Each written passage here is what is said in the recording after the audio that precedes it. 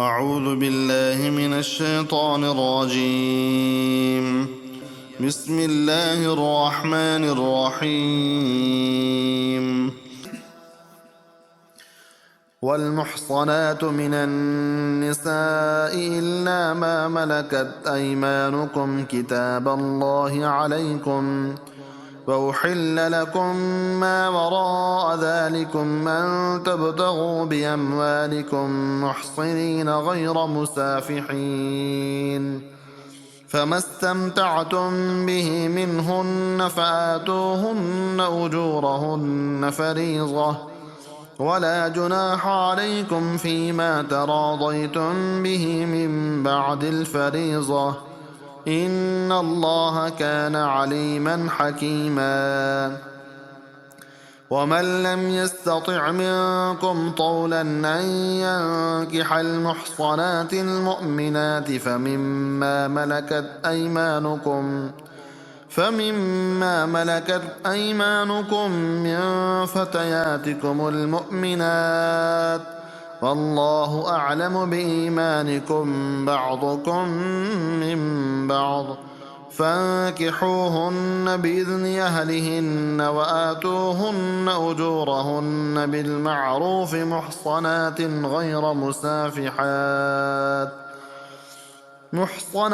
غير مسافحات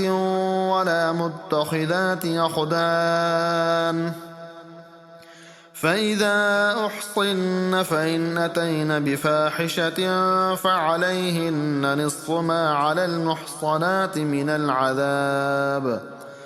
ذلك لمن خشي العنة منكم، وأن تصبروا خير لكم، والله غفور رحيم. يريد الله ليبين لكم ويهديكم سنن الذين من قبلكم ويتوب عليكم، والله عليم حكيم. والله يريد أن يتوب عليكم، ويريد الذين يتبعون الشهوات أن تميلوا ميلا عظيما. يريد الله أن يخفف عنكم، وخلق الإنسان ضعيفا. يا أيها الذين آمنوا لا تأكلوا أموالكم بينكم بالباطل إلا أن تكون تجارة عن تراض منكم، ولا تقتلوا أنفسكم، إن الله كان بكم رحيما. ومن يفعل ذلك عدوانا وظلما فسوف نصليه نارا، وكان ذلك على الله يسيرا. إن تجتنبوا كبائر ما تنهون عنه نكفر عنكم سيئاتكم وندخلكم مدخلا كريما. ولا تتمنوا ما فضل الله به بعضكم على بعض، للرجال نصيب مما اكتسبوا وللنساء نصيب مما اكتسبن، واسألوا الله من فضله، إن الله كان بكل شيء عليما. ولكل جعلنا موالي مما ترك الوالدان والأقربون والذين عقدت أيمانكم فآتوهم نصيبهم، إن الله كان على كل شيء شهيدا. الرجال قوامون على النساء بما فضل الله بعضهم على بعض وبما أنفقوا من أموالهم، فالصالحات قانتات حافظات للغيب بما حفظ الله، واللاتي تخافون نشوزهن فعظوهن واهجروهن في المضاجع واضربوهن، فإن أطعنكم فلا تبغوا عليهن سبيلا، إن الله كان عليا كبيرا. وإن خفتم شقاق بينهما فابعثوا حكما من أهله وحكما من أهلها إن يريدا إصلاحا يوفق الله بينهما إن الله كان عليما خبيرا واعبدوا الله ولا تشركوا به شيئا وبالوالدين إحسانا وبذي القربى واليتامى والمساكين والجار ذي القربى والجار الجنب والصاحب بالجنب وابن السبيل وما ملكت أيمانكم إن الله لا يحب من كان مختالا فخورا الذين يبخلون ويأمرون الناس بالبخل ويكتمون ما آتاهم الله من فضله وأعتدنا للكافرين عذابا مهينا والذين ينفقون أموالهم رئاء الناس ولا يؤمنون بالله ولا باليوم الآخر ومن يكن الشيطان له قرينا فساء قرينا وماذا عليهم لو آمنوا بالله واليوم الآخر وأنفقوا مما رزقهم الله وكان الله بهم عليما إن الله لا يظلم مثقال ذرة وإن تك حسنة يضاعفها ويؤت من لدنه أجرا عظيما فكيف إذا جئنا من كل أمة بشهيد وجئنا بك على هؤلاء شهيدا يومئذ يود الذين كفروا وعصوا الرسول لو تسوى بهم الأرض ولا يكتمون الله حديثا يا أيها الذين آمنوا لا تقربوا الصلاة وأنتم سكارى حتى تعلموا ما تقولون ولا جنبا إلا عابري سبيل حتى تغتسلوا وإن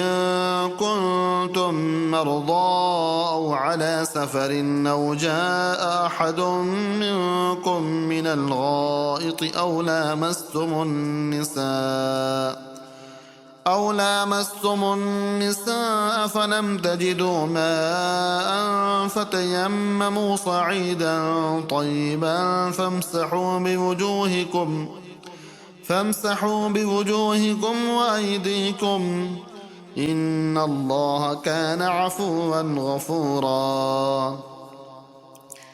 ألم تر إلى الذين أوتوا نصيبا من الكتاب يشترون الضلالة ويريدون أن تضلوا السبيل والله أعلم بأعدائكم وكفى بالله وليا وكفى بالله نصيرا من الذين هادوا يحرفون الكلم عن مواضعه ويقولون سمعنا وعصينا واسمع غير مسمع وراعنا ليا بألسنتهم وطعنا في الدين ولو أنهم قالوا سمعنا وأطعنا واسمع وانظرنا لكان خيرا لهم وأقوم ولكن لعنهم الله بكفرهم فلا يؤمنون إلا قليلا يا أيها الذين أوتوا الكتاب آمنوا بما نزلنا مصدقا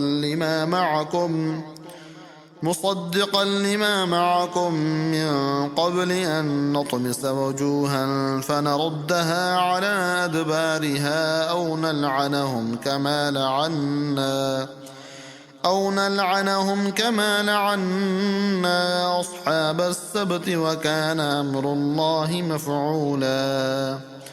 إن الله لا يغفر أن يشرك به ويغفر ما دون ذلك لمن يشاء ومن يشرك بالله فقد افترى إثما عظيما. ألم تر إلى الذين يزكون أنفسهم بل الله يزكي من يشاء ولا يظلمون فتيلا. انظر كيف يفترون على الله الكذب وكفى به إثما مبينا. ألم تر إلى الذين أوتوا نصيبا من الكتاب يؤمنون بالجبت والطاغوت ويقولون للذين كفروا هؤلاء أهدى من الذين آمنوا سبيلا. أولئك الذين لعنهم الله ومن يلعن الله فلن تجد له نصيرا. أم لهم نصيب من الملك فإذا لا يؤتون الناس نقيرا. أم يحسدون الناس على ما آتاهم الله من فضله فقد آتينا آل إبراهيم الكتاب والحكمة وآتيناهم ملكا عظيما. فمنهم من آمن به ومنهم من صد عنه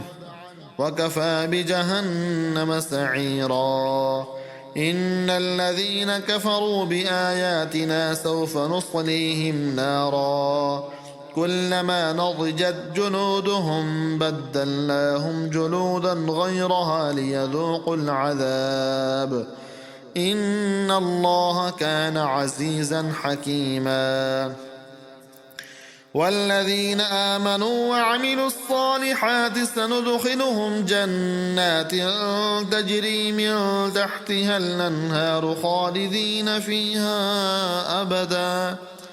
لهم فيها أزواج مطهرة وندخلهم ظلا ظليلا. إن الله يأمركم أن تؤدوا الأمانات إلى أهلها وإذا حكمتم بين الناس أن تحكموا بالعدل إن الله نعم ما يعظكم به إن الله كان سميعا بصيرا. يا أيها الذين آمنوا أطيعوا الله وأطيعوا الرسول وأولي الأمر منكم فإن تنازعتم في شيء فردوه إلى الله والرسول إن كنتم تؤمنون بالله واليوم الآخر ذلك خير وأحسن تأويلا. ألم تر إلى الذين يزعمون أنهم آمنوا بما أنزل إليك وما أنزل من قبلك يريدون أن يتحاكموا إلى الطاغوت وقد أمروا أن يكفروا به ويريد الشيطان أن يضلهم ضلالا بعيدا. وإذا قيل لهم تعالوا إلى ما أنزل الله وإلى الرسول رأيت المنافقين يصدون عنك صدودا. فكيف إذا أصابتهم مصيبة بما قدمت أيديهم ثم جاءوك يحلفون بالله إن أردنا إلا إحسانا وتوفيقا. أولئك الذين يعلم الله ما في قلوبهم فأعرض عنهم وعظهم وقل لهم في أنفسهم قولا بليغا. وما أرسلنا من رسول إلا ليطاع بإذن الله ولو أنهم إذ ظلموا أنفسهم جاءوك فاستغفروا الله واستغفر لهم الرسول لوجدوا الله توابا رحيما. فلا وربك لا يؤمنون حتى يحكموك فيما شجر بينهم ثم لا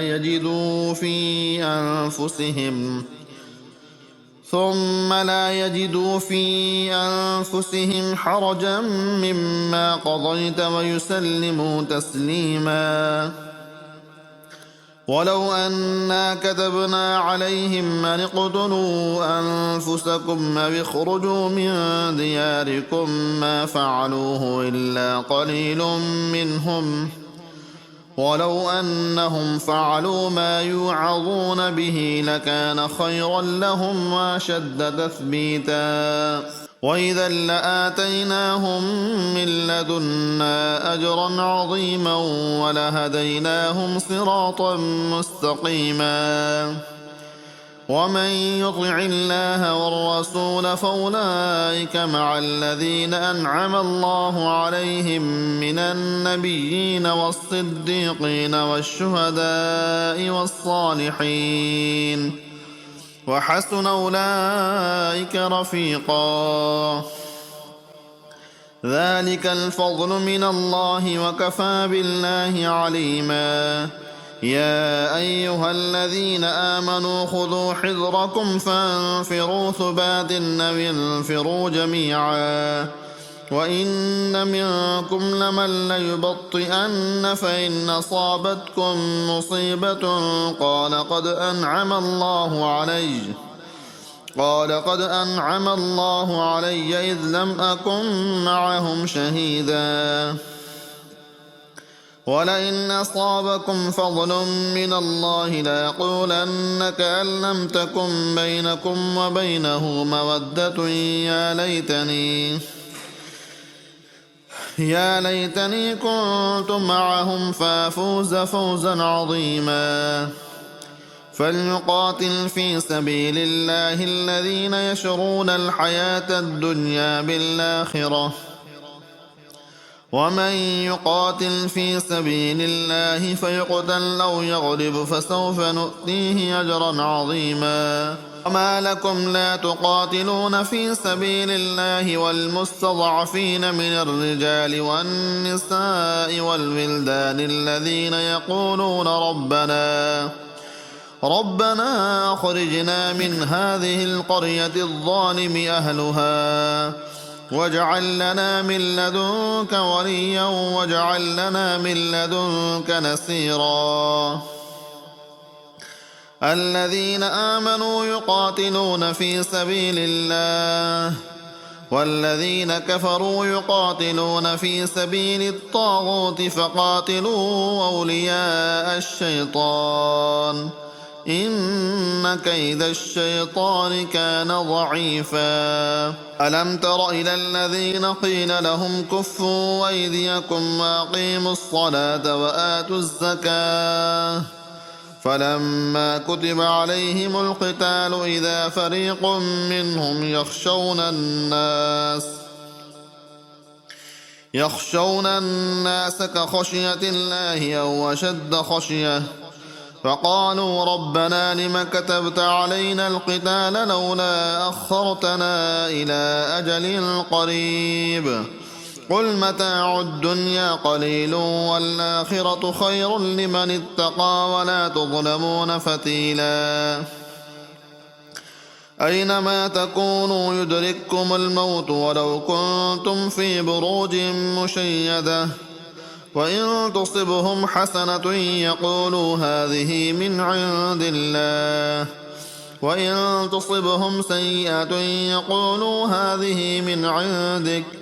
قل كل من عند الله فما لهؤلاء القوم لا يكادون يفقهون حديثا. ما أصابك من حسنة فمن الله وما أصابك من سيئة فمن نفسك وأرسلناك للناس رسولا وكفى بالله شهيدا. من يطع الرسول فقد أطاع الله ومن تولى فما أرسلناك عليهم حفيظا ويقولون طاعة فإذا برزوا من عندك بيت طائفة منهم غير الذي تقول والله يكتب ما يبيتون فأعرض عنهم وتوكل على الله وكفى بالله وكيلا أفلا يتدبرون القرآن ولو كان من عند غير الله لوجدوا فيه اختلافا كثيرا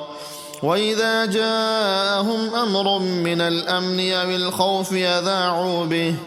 ولو ردوه إلى الرسول وإلى أولي الأمر منهم لعلمه الذين يستنبطونه منهم ولولا فضل الله عليكم ورحمته لاتبعتم الشيطان إلا قليلا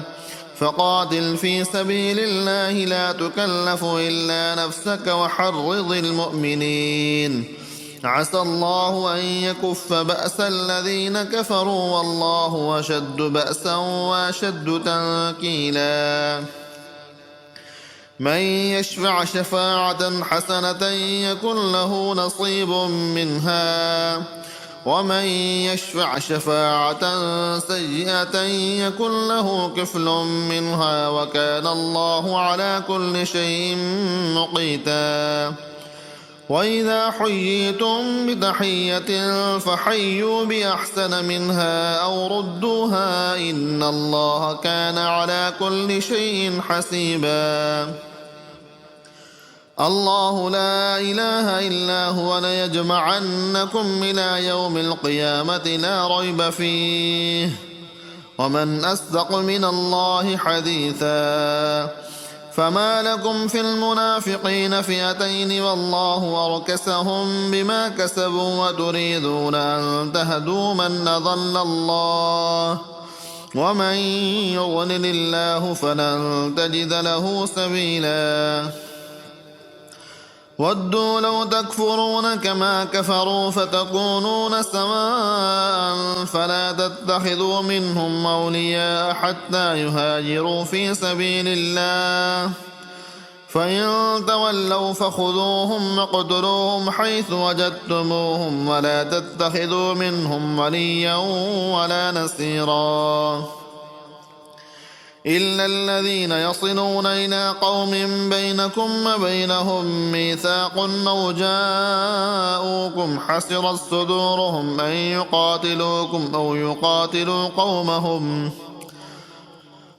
ولو شاء الله لسلطهم عليكم فلقاتلوكم فإن اعتزلوكم فلم يقاتلوكم وألقوا إليكم السلم فما جعل الله لكم عليهم سبيلا ستجدون آخرين يريدون أن يأمنوكم ويأمنوا قومهم كلما ردوا إلى الفتنة ركسوا فيها فإن لم يعتزلوكم ويلقوا إليكم السلم ويكفوا أيديهم فخذوهم واقتلوهم حيث ثقفتموهم وأولئكم جعلنا لكم عليهم سلطانا مبينا وما كان لمؤمن أن يقتل مؤمنا إلا خطأ ومن قتل مؤمنا خطأ فتحرير رقبة مؤمنة ودية مسلمة إلى أهله إلا أن يصدقوا فإن كان من قوم عدو لكم وهو مؤمن فتحرير رقبة مؤمنة وإن كان من قوم بينكم وبينهم ميثاق فدية مسلمة إلى أهله وتحرير رقبة مؤمنة فمن لم يجد فصيام شهرين متتابعين توبة من الله وكان الله عليما حكيما ومن يقتل مؤمنا متعمدا فجزاؤه جهنم خالدا فيها وغضب الله عليه ولعنه وأعد له عذابا عظيما يا أيها الذين آمنوا إذا ضربتم في سبيل الله فتبينوا ولا تقولوا لمن ألقى إليكم السلام لست مؤمنا تبتغون عرض الحياة الدنيا فعند الله مغانم كثيرة كذلك كنتم من قبل فمن الله عليكم فتبينوا إن الله كان بما تعملون خبيرا لا يستوي القاعدون من المؤمنين غير أولي الضرر والمجاهدون في سبيل الله بأموالهم وأنفسهم فضل الله المجاهدين بأموالهم وأنفسهم على القاعدين درجة وكلا وعد الله الحسنى ففضل الله المجاهدين على القاعدين أجرا عظيما درجات منه ومغفرة ورحمة وكان الله غفورا رحيما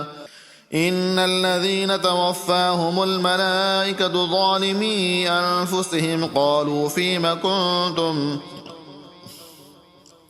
قالوا كنا مستضعفين في الأرض قالوا ولم تكن أرض الله واسعة فتهاجروا فيها فأولئك مأواهم جهنم وساءت مصيرا إلا المستضعفين من الرجال والنساء والولدان لا يستطيعون حيلة ولا يهتدون سبيلا فأولئك عسى الله أن يعفو عنهم وكان الله عفوا غفورا ومن يهاجر في سبيل الله يجد في الأرض مراغما كثيرا وسعة ومن يخرج من بيته مهاجرا إلى الله ورسوله ثم يدركه الموت فقد وقع أجره على الله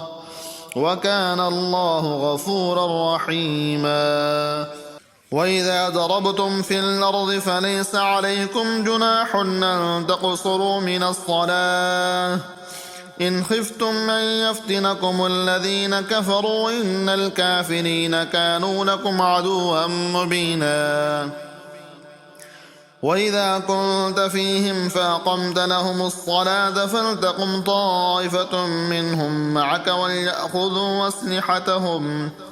فإذا سجدوا فليكونوا من ورائكم ولتأت طائفة أخرى لم يصلوا فليصلوا معك وليأخذوا حذرهم وأسلحتهم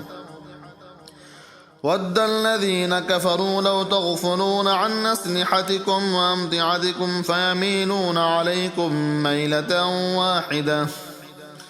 ولا جناح عليكم إن كان بكم أذى من مطر أو كنتم مرضى أن تضعوا أسلحتكم وخذوا حذركم إن الله أعد للكافرين عذابا مهينا فإذا قضيتم الصلاة فاذكروا الله قياما وقعودا وعلى جنوبكم فإذا اطمأننتم فأقيموا الصلاة إن الصلاة كانت على المؤمنين كتابا موقوتا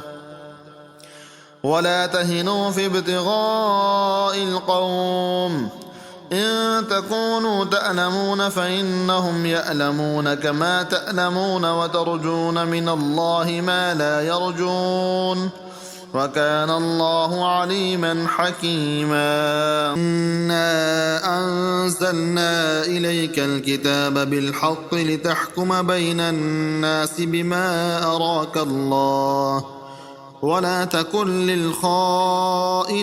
خصيما واستغفر الله إن الله كان غفورا رحيما ولا تجادل عن الذين يختانون أنفسهم إن الله لا يحب من كان خوانا نثيما يستخفون من الناس ولا يستخفون من الله وهو معهم إذ يبيتون ما لا يرضى من القول وكان الله بما يعملون محيطا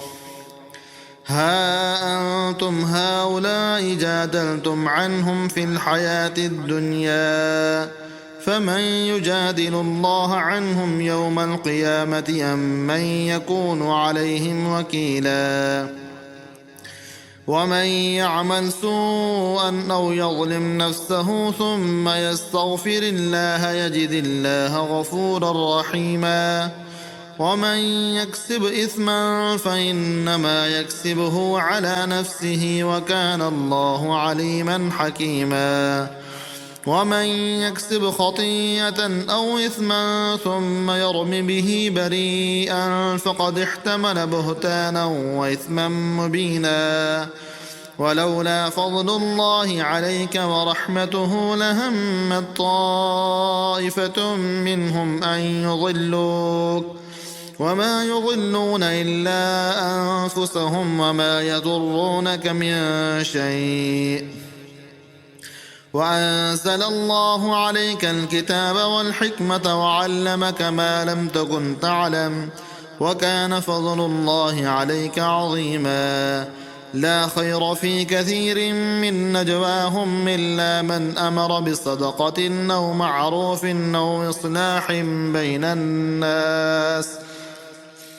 ومن يفعل ذلك ابتغاء مرضات الله فسوف نؤتيه أجرا عظيما ومن يشاقق الرسول من بعد ما تبين له الهدى ويتبع غير سبيل المؤمنين نوله ما تولى ونصله جهنم وساءت مصيرا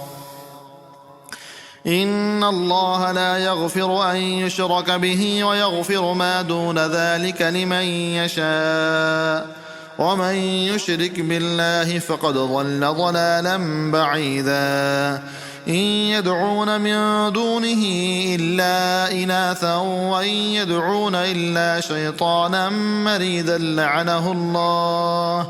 وقال لأتخذن من عبادك نصيبا مفروضا ولأضلنهم ولأمنينهم ولآمرنهم فليبتكن آذان الأنعام ولآمرنهم فليغيرن خلق الله ومن يتخذ الشيطان وليا من دون الله فقد خسر خسرانا مبينا يعدهم ويمنيهم وما يعدهم الشيطان إلا غرورا أولئك مأواهم جهنم ولا يجدون عنها محيصا والذين آمنوا وعملوا الصالحات سندخلهم جنات تجري من تحتها الأنهار خالدين فيها أبدا وعد الله حقا ومن أصدق من الله قيلا